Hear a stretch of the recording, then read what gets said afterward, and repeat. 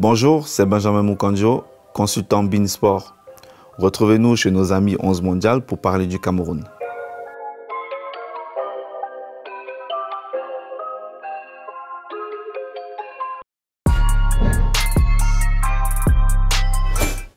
Le Cameroun termine quand même 3e à la dernière Coupe d'Afrique. Ils font un bon parcours. Je trouve que c'est un parcours honorable. C'est vrai qu'au Cameroun, nous, en tant que supporters, on aurait espéré, on pensait qu'on allait aller jusqu'au bout, c'est-à-dire gagner le trophée, surtout qu'on était le pays organisateur. Mais la 3e place, voilà, c'est bien, on ne crache pas dessus. Ils ont fait une belle compétition. Et après, bien évidemment, il y a eu ce barrage face à l'Algérie. Un match difficile à l'aller, on perd d'ailleurs. Ça faisait très très longtemps qu'on n'avait pas perdu chez nous. Donc, comme on dit, les records sont faits pour être battus. Malheureusement, celui-là est tombé. Et bien sûr que tout le monde était inquiet. Parce qu'évidemment, quand vous perdez le premier match en plus chez vous, pour aller gagner à l'extérieur, c'est souvent difficile. Après, on a eu le coup du sort, ou je ne sais pas comment l'appeler, ou la chance, comme vous voulez, d'aller réaliser un très très grand match à Blida, en Algérie, avec ce but à 10 secondes de la fin, qui nous permet aujourd'hui, et à de nombreux Camerounais, de rêver d'aller jusqu'au bout lors de cette Coupe du Monde. Je pense qu'aujourd'hui, la force du Cameroun se résume à son attaque. Si je me focalise sur ce que j'ai vu pendant la Coupe d'Afrique, ils ont énormément marqué, même si, quand on regarde les statistiques, il y a 2 joueurs qui sortaient du lot, qui marquaient énormément. C'est quasiment les 2 seuls qui ont marqué pendant la compétition, donc Aboubacar et Karl Toko Ekambi. Et de l'autre côté, quand je regarde les deux matchs amicaux qu'ils ont joués récemment, contre l'Ouzbékistan et la Corée, où on ne marque pas, on peut s'inquiéter, mais de l'autre, je peux me rassurer en disant que Toko Ekambi n'était pas là. C'est un joueur important, hein, c'est celui-là qui fait en général les différences, et on connaît son apport offensif. Mais oui, je crois qu'aujourd'hui, la force du Cameroun se résumera forcément par son attaque. La défense, parce qu'on prend énormément de buts. Quand vous voulez exister dans une compétition qui plus est la Coupe du Monde, il vaut mieux en prendre beaucoup moins ou ne même pas en prendre. On a vu la France sortir champion du monde parce qu'elle ne prenait pas de but. Elle a été très très solide défensivement et elle a réussi à marquer à chaque fois. Ça vous fait gagner des matchs. Donc je pense que je ne vais pas rester figé sur le fait que c'est la défense. Un travail défensif, c'est le travail de tout le monde. C'est un bloc, c'est l'équilibre. Il faut trouver l'équilibre entre l'attaque et la défense. Et c'est vice-versa aussi pour les attaquants quand il faut marquer des buts. Donc je crois qu'il faut trouver un bon équilibre. Un équilibre qui va nous permettre de mieux défendre, de moins prendre de buts. Et cet équilibre-là qui nous permettra d'en marquer. On ne peut pas uniquement rester figé sur une position en disant qu'il ne faut absolument pas prendre de but et défendre ses buts jusqu'à la 90e, 95e minute. Derrière, si vous ne marquez pas, vous ne gagnez pas. Donc le coach, l'entraîneur, le sélectionneur, il a un travail à faire là-dessus. Et je pense qu'il a assez d'expérience pour le comprendre. Pour le moment, on ne peut que dire que le bilan il est bon. Dans le sens où il avait une mission première qui était de qualifier le Cameroun à la Coupe du Monde. Sachant que ce n'était pas facile pour lui parce qu'il a quand même arrivé sur la pointe des pieds. Il a remplacé à 2-3 semaines d'un match aussi crucial ce barrage contre l'Algérie. Il a remplacé Conceição, qui avait fait notamment une bonne Coupe d'Afrique. On peut juger bonne parce qu'on termine 3e. Et il arrive comme ça, un effectif qu'il a trouvé, qu'il n'a pas eu le temps de constituer, qu'il n'a pas eu le temps de regarder, même si je sais qu'il allait régulièrement regarder des matchs. Mais ce n'est pas évident de tout de suite imprégner sa patte dans l'équipe. Il a réussi à nous qualifier, c'est bien. Maintenant, c'est clair qu'aujourd'hui, on s'est qualifié. Il a eu un peu de temps pour préparer son équipe, pour préparer son dispositif, sa tactique, la façon dont il veut voir son équipe jouer. Forcément, il sera jugé pendant la Coupe du Monde. C'est vrai que c'est quand même la Coupe du Monde, c'est le Graal, c'est le sommet du football. Et être jugé à une Coupe du Monde, c'est pas facile. Ben, je pense qu'en termes de qualité, d'apport personnel, même si le football reste un sport collectif, pour moi, je vois clairement Karl Toko Ekambi. Parce que quand... même pas que lui, attention. J'ai oublié un joueur aussi important, je dirais même peut-être plus que Karl Toko Ekambi qui me revient, je parle à Zambo Anguissa. Donc pour moi, je pense que oui, enfin, la star offensive, si vous voulez, celui sur qui le Cameroun va s'appuyer forcément quand ils vont constituer l'équipe offensive, les 3 devant ou les 4 devant en fonction du schéma de l'entraîneur, ça va être Karl. Mais celui-là qui va être le joueur le plus important pour l'équipe, en termes d'équipe, en termes d'équilibre, ça va être Zambo Anguissa.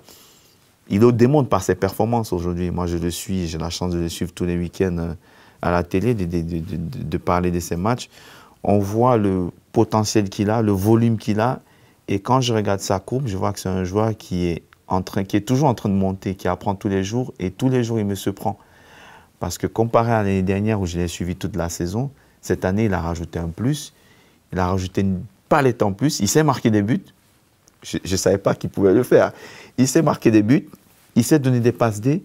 Et on voit très bien qu'il se projette beaucoup vers l'avant. Il a une certaine liberté. Maintenant, la question, c'est de savoir, est-ce qu'avec le Cameroun, il aura autant de liberté que ce qu'il a avec Naples? Je ne sais pas. J'attends de voir, mais ceci étant, le positionnement qu'il a aujourd'hui à Naples et la liberté qu'il a lui réussit énormément. Donc pour moi, aujourd'hui, je pense que ça va être l'atout majeur, avec bien sûr Karl Toko Ekambi. J'ai beaucoup aimé un joueur qui vient d'arriver, qui joue en Angleterre, Brahim Mbeumo. J'ai beaucoup aimé lors des 2 matchs amicaux que j'ai trouvé très bons. Il a joué sur le côté, bon, je pense qu'il est gaucher. Je l'ai trouvé très très intéressant.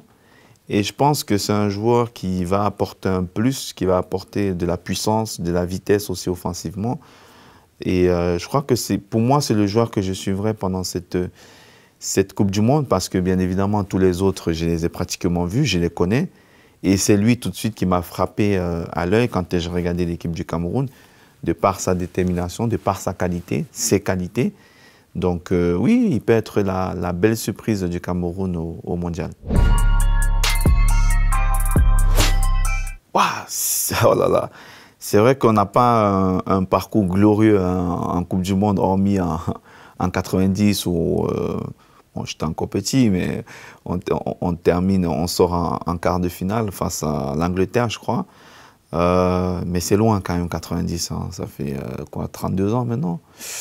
C'est loin, mais après, derrière, le Cameroun n'a pas eu un parcours honorable, on va dire, parce que en 98, on passe pas le premier tour. Je crois que d'ailleurs, on n'a même plus réussi à passer le premier tour depuis 90. Donc, pour vous dire, hein, le travail qu'il y a à faire encore derrière, le travail, il est énorme. D'ailleurs, la dernière Coupe du Monde, on n'y est pas. On ne réussit pas à se qualifier. En 2006 aussi, on n'y est pas. Je pense qu'on a quand même connu, le football et la sélection notamment, a connu des périodes un peu de turbulence, un peu des montagnes russes. Bon, maintenant, il est temps peut-être qu'on se stabilise, qu'on devienne un peu le grand Cameroun qu'on a été dans le passé. Mais on est en 2002, hein, il ne faut pas forcément toujours regarder ce qu'on a fait de bien, mais quelque part, il faut jeter un coup d'œil pour pouvoir se préparer à l'avenir, au futur. Aujourd'hui, beaucoup de choses ont changé. Il faut qu'on trouve une certaine stabilité en termes d'équipe, en termes de joueurs, et bien sûr en termes aussi peut-être de sélectionneurs. Parce que vous savez, à force de manquer une compétition et de toujours vouloir changer, on a toujours le sentiment de repartir à zéro. Mais vous ne pouvez pas repartir à zéro tout le temps que vous perdez. Donc à un moment donné, il va falloir accepter que les choses sont difficiles parce qu'on dit que quand on veut changer, il faut du temps. Et il faut accepter des fois que ça met du temps pour changer. Les grandes nations, je vais dire quoi, elles n'ont pas été construites du jour au lendemain. Ça met en général du temps à se construire. Donc il faut qu'on accepte ça, qu'on laisse du temps à ceux qui sont là de travailler, qu'on fasse confiance aux joueurs Et ben, j'espère que, voilà, que le Cameroun va retrouver le devant de la scène. Déjà, en Afrique, retrouver la première place. Et bien sûr, dans un futur que j'espère pas lointain, mondial. Ben, moi, j'ai une théorie qui est très simple, c'est que toutes les nations, il y en a 32 qui sont qualifiées pour la Coupe du Monde. Pour moi, à l'heure où je vous parle, là, présentement, toutes les nations sont susceptibles de gagner. Qu'on soit le Cameroun ou qu'on soit le Brésil. Parce que le championnat, la Coupe du Monde, elle n'a pas débuté. Donc, on part tous au même piédestal. Maintenant, si je me base sur les papiers, sur les statistiques, en termes de joueurs, en termes de qualité, bien sûr que certains diront le Brésil, la France, et j'en passe encore d'autres très belles nations, l'Argentine et autres, parce qu'aujourd'hui, dans leur effectif, ils ont des joueurs qui sont habitués à gagner, ça c'est clair. Mais d'un autre côté, le football nous a toujours réservé pas mal de surprises. Le football nous a toujours fait comprendre que ce n'est pas une science exacte, que la vérité d'aujourd'hui n'est pas forcément celle de demain.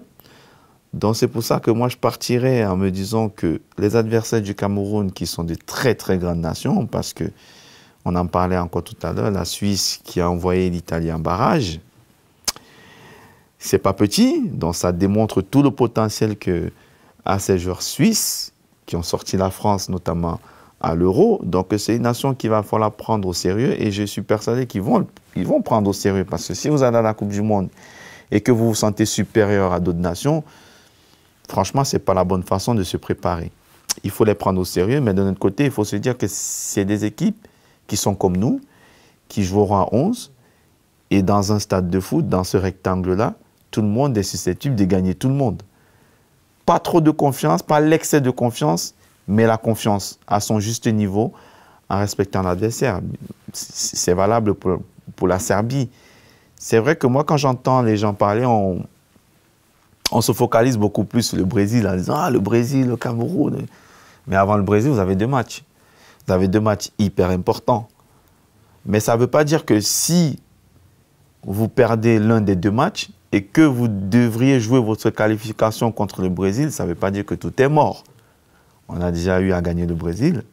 Je me rappelle lors des JO en 2000 à Sydney, où d'ailleurs on gagne la médaille d'or au JO, ben on gagne le Grand Brésil, avec Ronaldinho, avec tous les joueurs que ça comporte. Donc c'est faisable. Une fois de plus, on voit que c'est possible. Il faut y croire, mais bien sûr, surtout, bien se préparer. Waouh, on est tellement un pays, au Cameroun, on a, je crois, 24 ou 25 millions d'habitants. On dit souvent qu'il y a 25 millions d'entraîneurs. Tout le monde, les attentes sont énormes. Moi-même, quand j'y étais, je l'ai senti en tant que joueur. Au Cameroun, il n'y a pas de match amicaux, par exemple. Peu importe contre qui vous jouez, c'est tout le monde qui est devant son écran, c'est tout le monde qui est derrière les lions. Et l'attente est toujours énorme. Même si c'est une Coupe du Monde, les gens, ils ont envie de rêver, les gens, ils ont envie d'y croire. Et tellement c'est des passionnés au Cameroun, nous sommes tous des passionnés de football, c'est le sport roi. C'est le seul moment où on peut s'asseoir devant notre écran ou bien aller dans un stade et oublier par moments les petits soucis de la vie qu'on a. Et ça, les gens, ils sont tellement passionnés, ils y mettent du sien, que bon, des fois, c'est souvent difficile de trouver un équilibre entre le fait que ouais, vous jouez contre une nation qui est probablement plus forte que vous. Non, au Cameroun, il faut gagner tous les matchs. Que vous jouez contre le Brésil ou que vous jouez contre, je ne sais pas qui, les petits pays à côté, vous devez gagner tous les matchs. Donc, je pense que les Camerounais, ils sont dans le même état d'esprit que moi. On a envie de voir cette équipe gagner, performer surtout, mais surtout ne pas se faire ridiculiser pendant la Coupe du Monde parce que, bien évidemment, en 2014, moi, j'y étais. On n'a pas été bon, mais quelque part, on s'est fait ridiculiser par tout ce qui était à côté. Donc, il y a quand même une image à préserver. Le football, c'est ça. Il y a 3 alternatives. Soit vous gagnez, vous faites match nul ou vous perdez. Donc ça ne changera jamais. Mais au moins, il faut garder la face. Il faut renvoyer une belle image aux yeux du monde entier. De par les performances, c'est bien, mais aussi de par le comportement. Je vais rester objectif et lucide parce que j'ai énormément de respect pour les autres nations. J'ai aussi du respect pour nous. Ce n'est pas un manque d'ambition, loin de là, parce que je suis quelqu'un de très ambitieux. Je pense que dans ce genre de situation, il faut prendre les choses étape après étape. Donc, pour moi, je dirais que si on réussit déjà à sortir de la phase de poule, on aura déjà fait quelque chose de bien. Parce que, comme je le disais tout à l'heure, ça fait de nombreuses années qu'on ne réussit pas à sortir de ce groupe. Ce n'est pas par manque d'ambition, attention, mais c'est que les matchs, on les prend les uns après les autres. Aujourd'hui, on a 3 matchs, ça c'est sûr. On ne nous enlèvera pas. On peut faire plus. Si on fait plus, c'est bien. Mais pour pouvoir faire plus, il faut déjà sortir. Reposez-moi la question quand on aura fini la phase aller. À ce moment-là, peut-être je vous dirai, l'objectif, c'est le 8e de finale, c'est le quart de finale, et ainsi de suite. Donc, il faut prendre les choses étape après étape. J'espère déjà dans un premier temps qu'on va réussir à sortir premier ou deuxième, peu importe, qu'on réussisse quand même à passer le premier tour. Déjà la phase de groupe.